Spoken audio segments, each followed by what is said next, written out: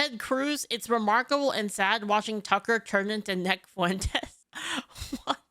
All right, let's listen to what he said. Like, what did he say? What did he say? How do you explain? What did Tucker say that's so bad that Ted Cruz had to tweet about it? How do you explain Mike Huckabee, Ted Cruz, and there are a lot like that. John Bolton. I mean, I've known them all. George W. Bush, like Karl Rove. I mean, all people I know personally who I've seen like be seized by this brain virus, and they're not Jewish. Most of them are self-described Christians, and then the Christian Zionists who are, well, Christian Zionists. Like, what is that? Right. And I can just say for myself, I dislike them more than anybody. Because like what? Because it's Christian heresy, and I'm offended by that as a Christian. That's well, I mean, that's fair. I mean, that doesn't make. Hold on. So Ted Cruz is mad at that. I mean, so like, okay, if you're gonna say that like you're a Christian, shouldn't your loyalty be to like your country and to your religion? I don't understand. I don't understand how it's like supposed to be a virtue to be like caring like first and foremost about like another country on the other side of the world. It doesn't make any fucking sense. Why? So I don't like, why not? Like, I'm pissed at the neocons, very pissed. I've said that a million times. You know me and my stance about the Middle East. I'm not fucking like really on either side.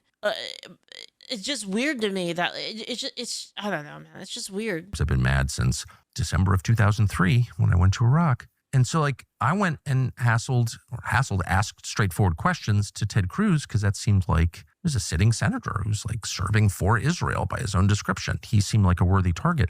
I'm not going after MTG. Didn't he say that though, literally? Surely someone posted it.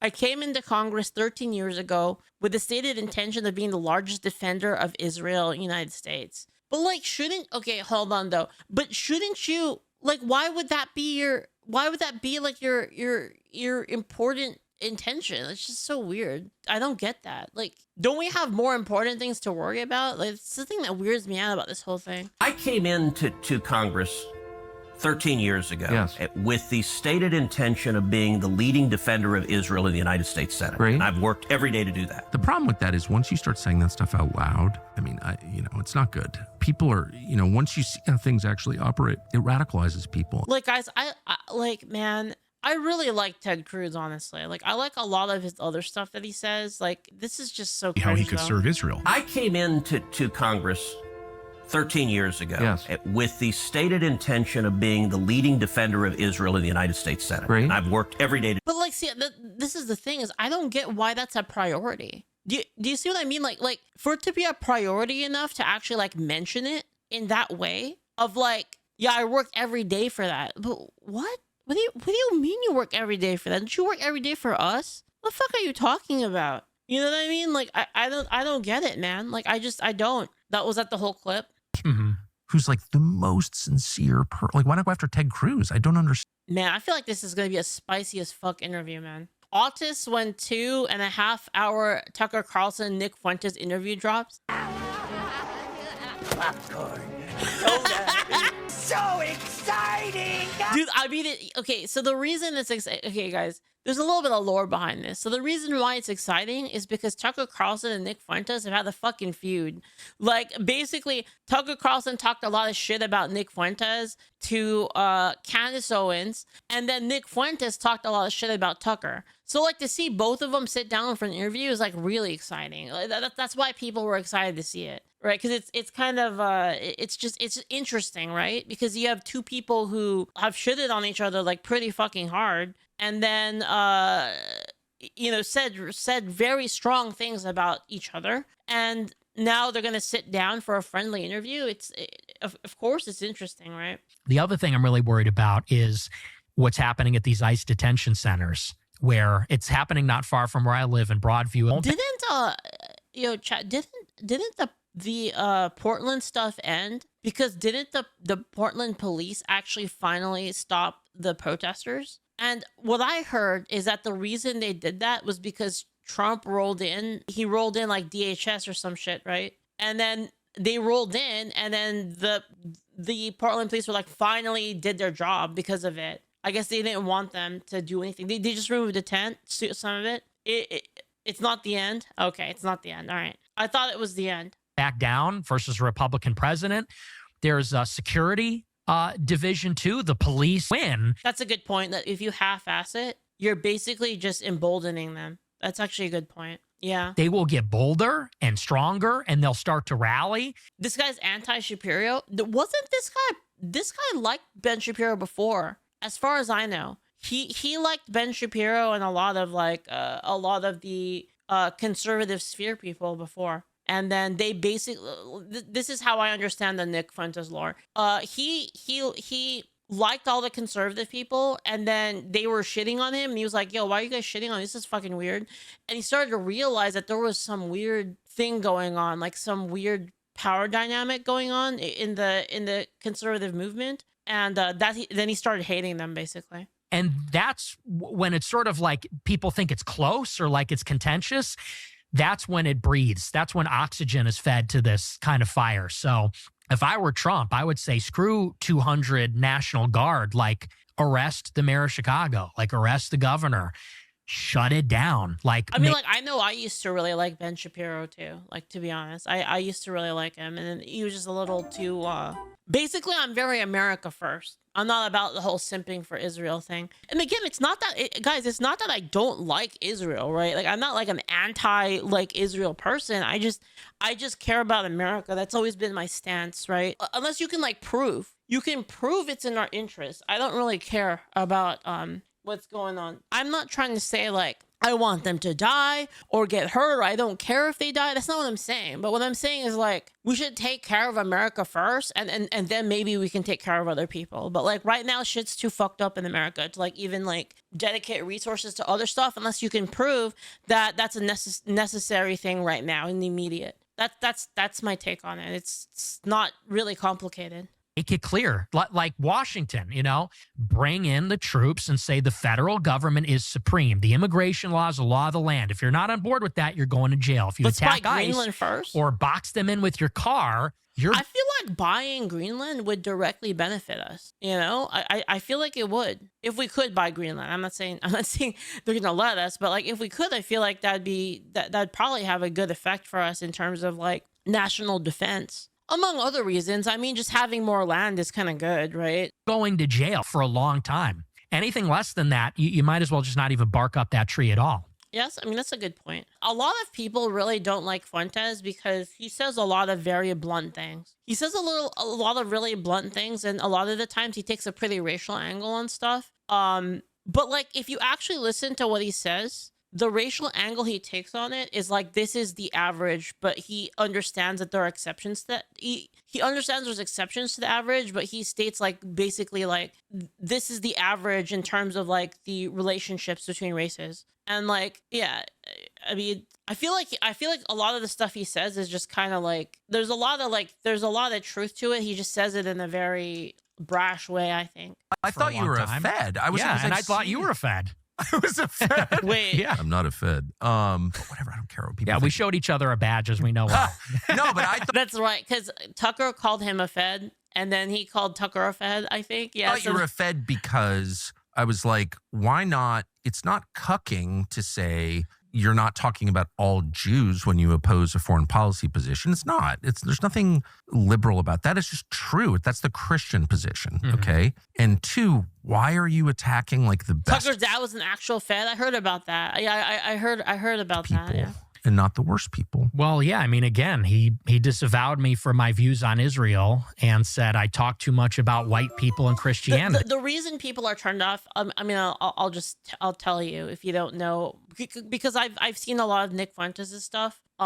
Because I'm the type of person that I like to watch a lot of stuff. Like I like to watch a wide spectrum of stuff, whether that's, straight up left-wing people, hardcore right people. I kind of expose myself to a lot of different things. That way, like, I can kind of broaden my perspective, regardless of if I agree with them on stuff or not, right? So I can kind of give you a little bit of that lore. So, like, the reason why people are really turned off to Nick Fuentes is because he's incredible. Like it's like I said, he's incredibly blunt in terms of like racial stuff, like mentioning statistics. And he also just kind of believes. Probably like the one belief he has that's like a lot of friction with it in terms of he kind of wants America to remain majority white, and a lot of people have problems with that.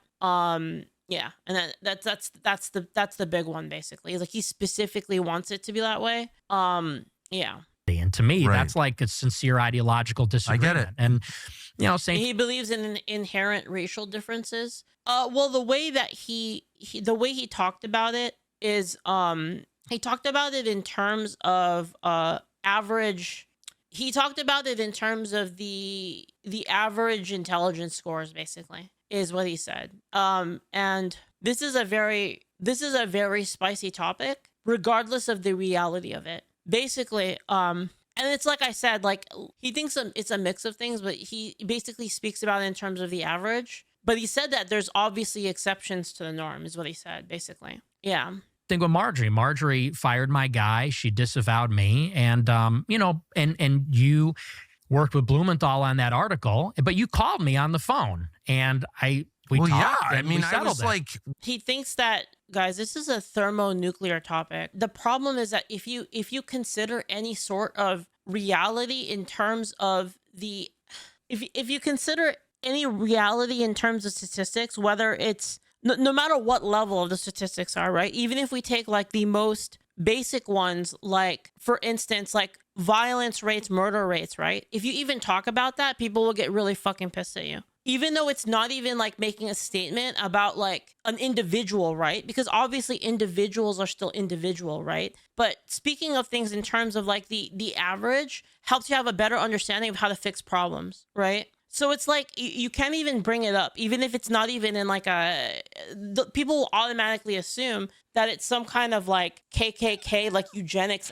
angle, when you're really just discussing like the facts on the ground, right? And like I can give you examples in like which nobody would be mad about it, right? So like if you were to say, for instance, on average, right? If you were to say on average, Asians are shorter than white people and black people, nobody would get mad at you for that, right? Do you see what I mean? Like nobody cares, right? To be like, oh, well, Asians can't play basketball as much because they're shorter, right? Wait, they would? I don't think so. Would people get mad at that? Some would get mad and point out Yao Ming. I mean, again, there's like always the exceptions to the rule. It's the same thing with men and women, just on a different scale, right? Like men being significantly stronger than women, but then they'll bring up like, oh yeah, well, this one woman beat this one man one time in the thing. And it's like, ugh. It's like, okay, well, the exceptional woman defeats the non-exceptional man. Like, okay, like, what the fuck does that say? That doesn't mean anything. Like, who cares? Like nobody's arguing that. Do you see what I mean? Nobody's arguing that, like, there are exceptions occasionally when you account for the higher end of a thing and then the lower end of a thing. Obviously, when you compare them, that can happen, right? Yeah, you cherry pick the data, exactly. Like, obviously, you can do that, right? One of the things that got people really pissed off at me was, this was around when the Charlie Kirk thing happened, like slightly before. I was talking about violent crime rates, right, on X. If you don't follow me on X, by the way, I do a lot of shit posts and sometimes I post serious stuff. I talked about violent murder rates, right? Just violence rates in general, right? And the thing is like, I'm not, when I talk about that stuff, I'm not talking about it to disparage a community. I'm not saying that to disparage a community, disparage like an entire race of people, obviously, right? What I'm trying to say is like, let's understand these facts so we can have a targeted fix for it, basically. Because by understanding the data, we can provide a better fix for the problem. That's what I was saying, basically. You know what I mean? And again, like I'm not guys. Like, who's one of my favorite thought leaders is Thomas Sowell. I love Clarence Thomas. What the fuck like, this has nothing to do with again, like, this has nothing to do with me like hating a specific race of people. This has to do with like average. It's the same thing. Like for me, it's as mundane as saying that Asians are usually shorter than black people. It's the same thing, right? A lot of the times nowadays, all logic just gets thrown out the window, and it's actually so crazy to me. From my perspective, I mean, this is all so stupid and inside baseball and whatever, but it's crazy since Thomas Sowell started off as a communist during his university days and learned how badly it fails. Yes. For the record, he did a whole book about racism, by the way. I was like, how?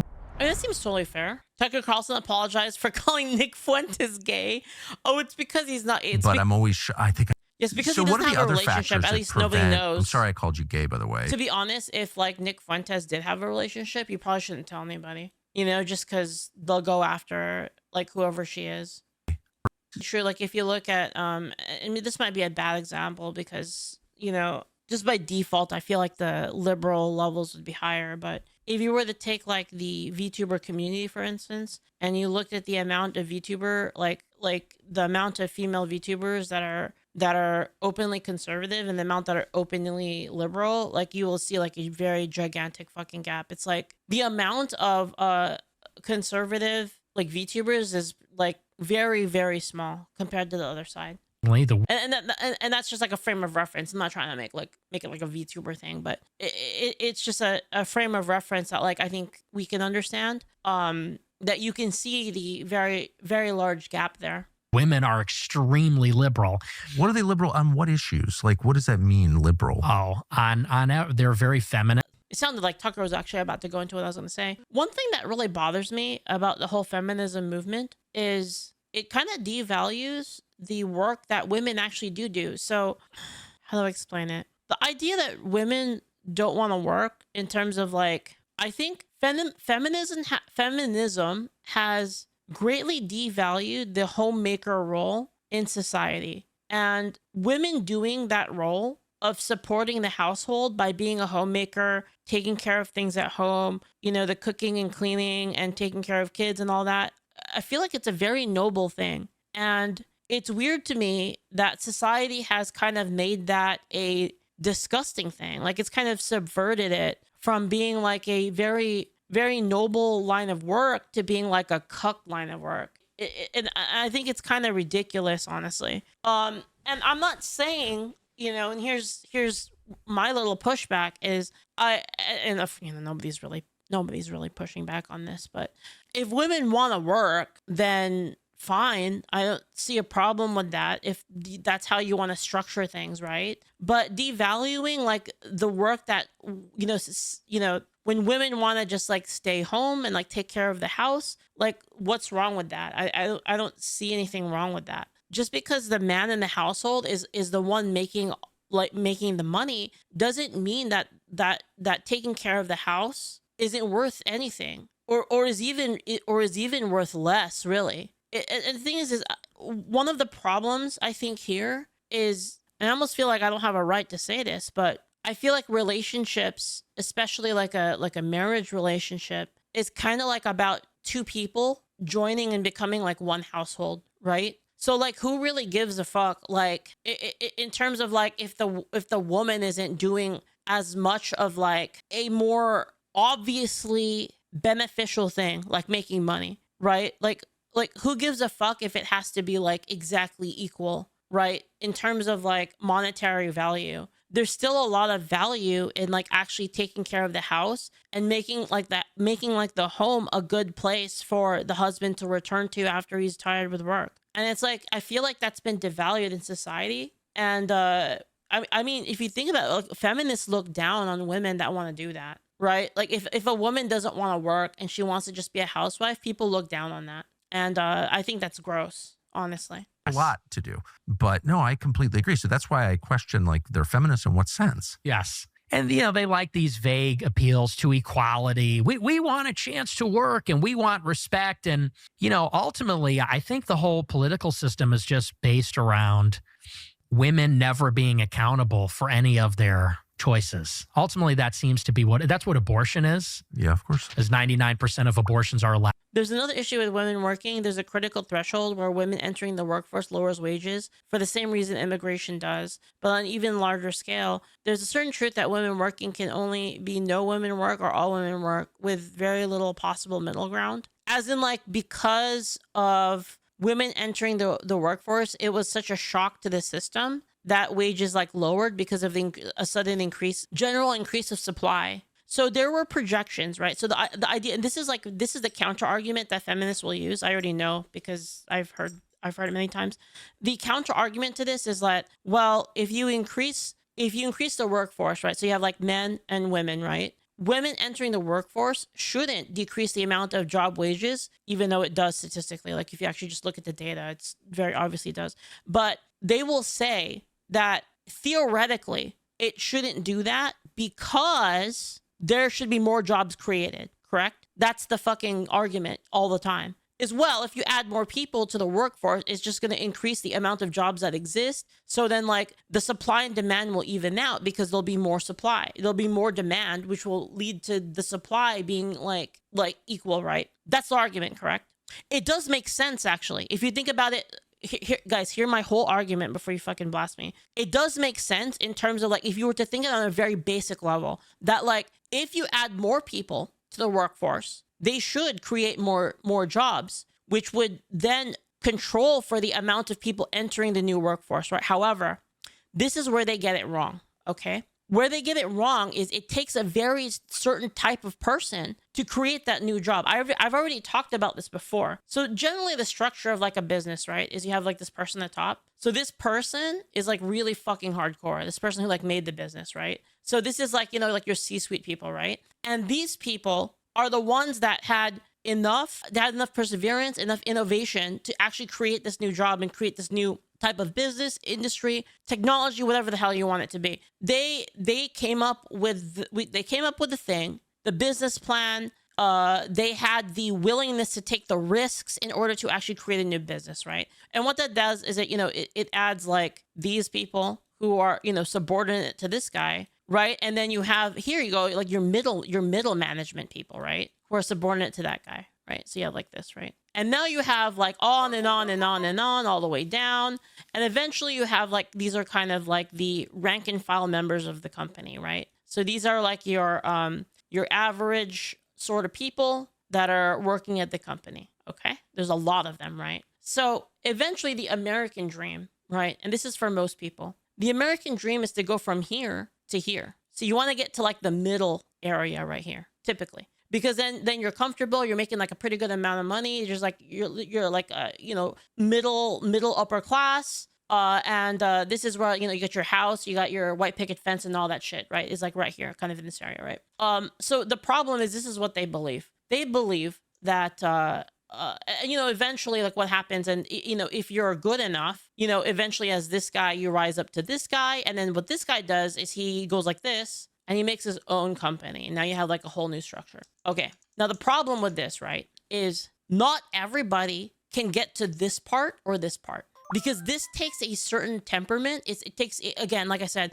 a certain mentality, a certain level of risk taking, a certain like intelligence, really, like a certain level of being able, a certain level of like entrepreneurship. It takes these really weird factors like all combined, and not everyone can do that. Okay, now here's the problem. Now talking about the women in the workplace thing, okay, the traits that make this person are very male: risk-taking, aggressiveness, you know, like kind of this, the innovative spirit, are more prominent in men. Ambition, yes. Those traits are on average found more in men. So that's why the whole thing doesn't work, right? Because if you add 50% more of these and these, then do you see where the problem is? Because now there's too many people in these tiers, which then fucks everything, because now a lot of these people down here can't move to here. What about Tom? I mean,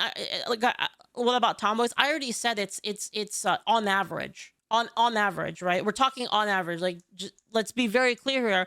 I'm not saying that a woman can't become a CEO. Obviously, a woman can start a business. I'm one of them, okay? Obviously, a woman can start a business and succeed in making a business, obviously. But I'm talking about on average, okay? Then when you add a flood of people that on average have a less rate of becoming this person, it throws the balance of everything out of whack. And this works, by the way, the same in immigration. This is literally the same thing in immigration. The exact same thing. You're taking people at random who you don't know their proficiencies. And you're saying, well, they're going to join the country, and then they're going to just make their own businesses, and then everyone is going to like prosper, right? The problem is you don't know that. In fact, you're importing a lot of these people. So now the competition for these jobs are really, really high. And those people might not be the people that have the proficiency. Sorry, I totally fucked this example up. A lot of those people are not the type of people that have the proficiency to go from here to here to here to here. That's the problem. And I'm not saying it's a bad thing. I'm not saying it's a bad thing to not you know, some people are just not that kind of person. We need people in this area, and sometimes people just want to go here and be comfy, and then, you know, they work their 9 to 5. They work their 9 to 5. They raise a family. They're fine with it. There's nothing wrong with that. Because these people are the ones where the dad is like almost never home. He's super stressed out. He gets to bed at like 2 a.m. He wakes up in the middle of the night because he got a business call. And his wife is like, but you said we're going to go on vacation next week. Oh, sorry, honey. Big deal just struck and I really have to be there at the office. Some people don't want to do that. And that's fine. It's perfectly fine. But what I'm saying is that if you only inject these people into the economy, the competition for the people that are like, I want to work the 9 to 5, I want the white picket fence, and I want my, you know, my 2 to 4 kids, and I'm good with that. I just want to, you know, I want to spend time with my family. And that's what is important to me, and that's how I want to live my life. You are wrecking those people because, again, the competition for these middle jobs is fucking insane now because you just have everybody here. Do you see what I mean? What do you think of my analysis, guys? I know it looks like a fucking hog. This is how it looks like in my brain, by the way. This is a little peek into my brain. This is exactly like how my brain looks like. Leaf, you were saying how labor surplus actually creates more jobs? No. I was actually saying the opposite. I'm saying how theoretically, labor surplus would create more jobs, theoretically. But I explained how it doesn't work in practice. Does that make sense? Because the theory does not account for the varying skill levels and the varying ambition levels of people. And I explained how the CEO, the person who creates new companies, is a very niche skill set and is not common, is what I said. And we completely ignore that factor. You need to have more people at the top in order to create the structure to support more people. It's like it's like a reverse pyramid, if you will. Basically, where these people at the top are like the foundations that kind of build, you know, the structure going down, right? And you know, it doesn't mean that they're always this big. Sometimes it's only like this part, right? Because you have like, you know, like maybe a small mom and pop burger joint. It's still a person creating jobs for the other people, right? And not everybody has that skill set. Not everybody has to have that skill set, I think. Not everybody can, and not everybody has to do it. And the point I was bringing up was that the traits that create the people at the top, the traits that create the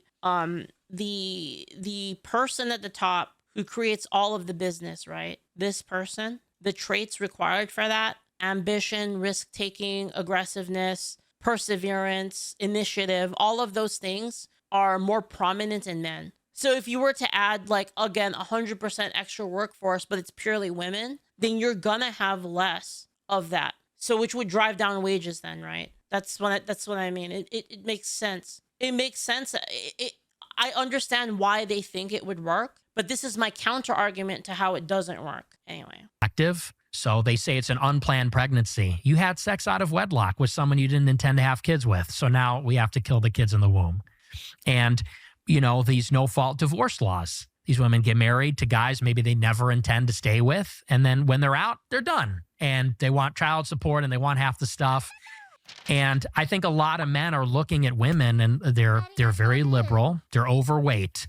They have a very high estimation of themselves. I think that people call it hope. We should watch some whatever podcast. There's plenty of that, man. Holy fuck. And so a lot of people are looking at these like frumpy, obnoxious, loudmouth, liberal women who are also very promiscuous and saying this is not actually appealing at all. And I don't want to start a family with a person Sounds like awful. this. Yeah, it is. I actually think most of the things he says are pretty reasonable. He obviously says some really fucking edgy shit that, like, you know, I don't really, yeah.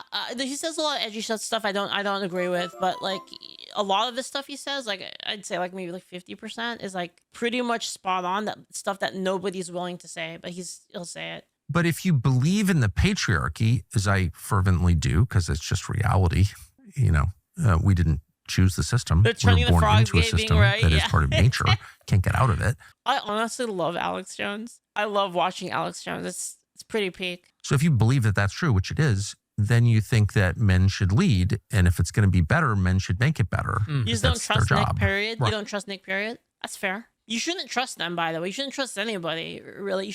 What you should do, and I hope if there's anything you take away from watching me, what you should do is you should form your own opinion. You should listen to like all sides of the story, and you should decide for yourself rather than have somebody tell you what to believe in. Like, you shouldn't be listening to an anime girl on the internet telling you like exactly what to think. You should think for yourself. You shouldn't be listening to an anime girl or a bald man telling you exactly what you should think. You should understand the takes that people have and formulate your own opinion based on your observation of all sides of the story. And if there's anything that you take away from me, like, I hope that would be it. Right. So you don't want to give them a pass, do you? It'd be like, it's all the girls suck. So I don't even blame it on the women, because I think that's what I said during the election. I told people, like, during the Trump election, I said, listen, man, if you need to ask an anime girl how to vote, you shouldn't vote. It's the incentive structures. You know, women are allowed to do this by the legal system, by kind of social norms. Technology is a big part of it. The attention that is available to women. Women go on Instagram and they get attention from thousands of men. So it's the incentives. But I would say that, because I hear this all the time, people say, well, the men need to step up and be better and lead the women. Easier said than done. Of course, I agree with that. They're at war with the system, and not even just the system, but also society. Mm-hmm. I said, I think you're one of the greatest living Americans. I said, I'm a young guy. I said, I really have nothing to say other than thank you. I have nothing but gratitude for what you've done for the country. I said, it's really not my place, to give you advice or correct you. Is that Trump or is that? And he said, no, don't be bashful. Tell me.